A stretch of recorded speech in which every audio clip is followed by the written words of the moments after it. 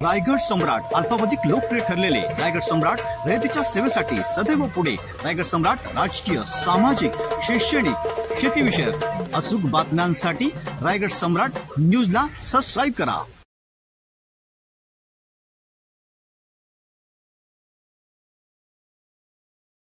190 उरण विधानसभेचा उमेदवार सुनील मारुती गायकवाड बहुजन समाज पार्टीचा अधिकृत उमेदवार असून माझा निवडणूक चिन्ह आहे हत्ती।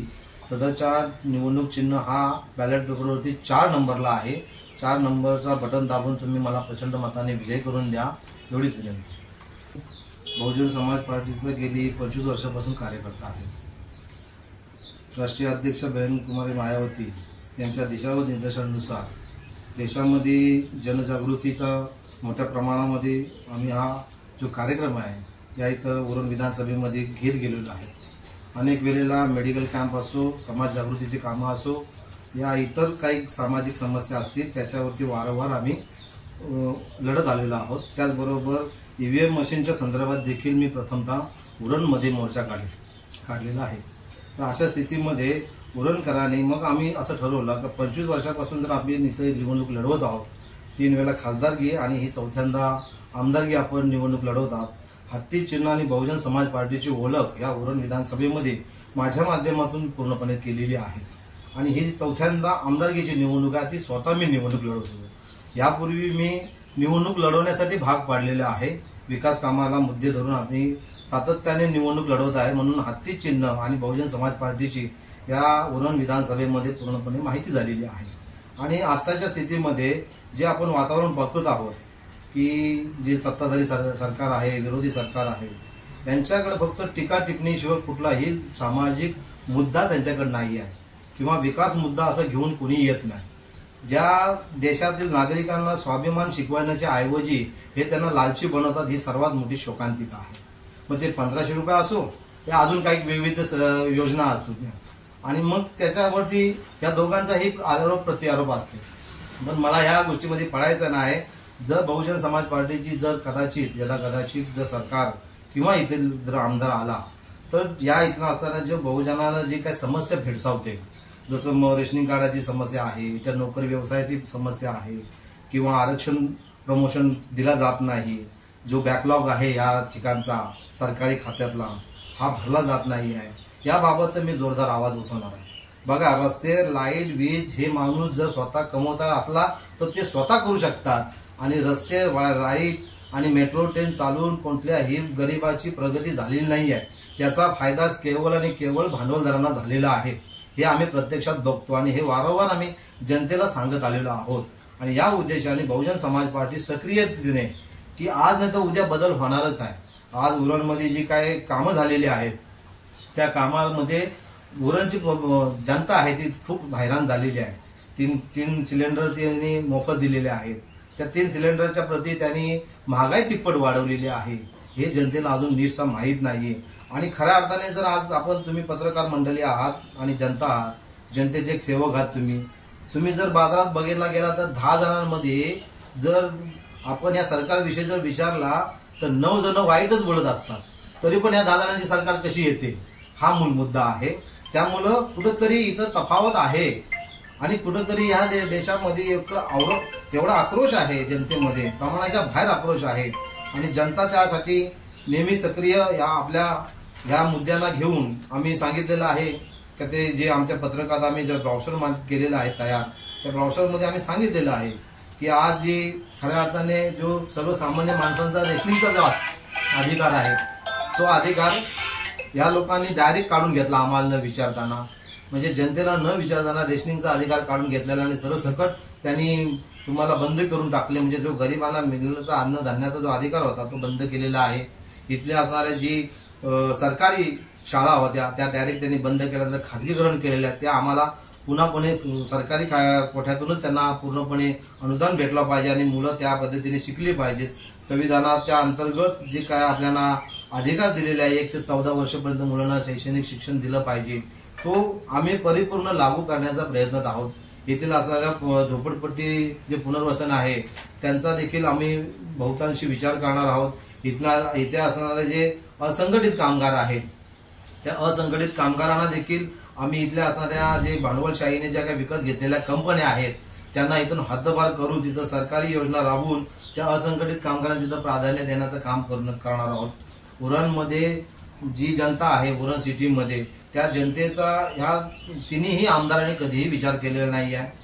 ती जनता आजपर्यंत तिथं असणाऱ्या जे प्रकल्पग्रस्त आहेत आणि प्रकल्पग्रस्त वारंवार निवडून येत असल्यामुळे आम्ही त्यांना बायकॉट करण्याचा प्रयत्न ठरवलेला आहे उरणच्या जनतेने। आणि त्याचबरोबर तिथल्या असणाऱ्या भूमिगत जे प्रकल्प आहेत त्यांचा देखील नोकरी धंद्या व्यवसायाचा खूप मोठा प्रश्न आहे। आज गव्हर्नमेंटचे जे 8 तास आहेत त्यांनी 12 तास केले। ज्या पद्धतीने महागाई ज्या पद्धतीने वाढलेली आहे त्या पद्धतीने जे पगार हवा होता सर्वसामान्य जनतेच्या बहुजन लेकरांना ते आज कुठेतरी दिसत नाही। खूप वनवन फिरत आहेत काही लोक।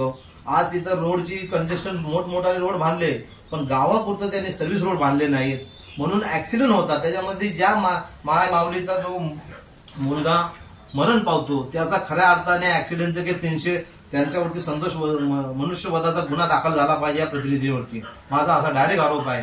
कारण ह्यांच्या नाळकर्त्यांना मुलं, यांच्या प्रतिनिधित्वाच्या मुलं ह्या त्या ठिकाणी जे काय ऍक्सिडेंट होऊन जे मरण पावतात त्याचा खऱ्या अर्थाने यांच्यावरती केस दाखल व्हायला पाहिजे।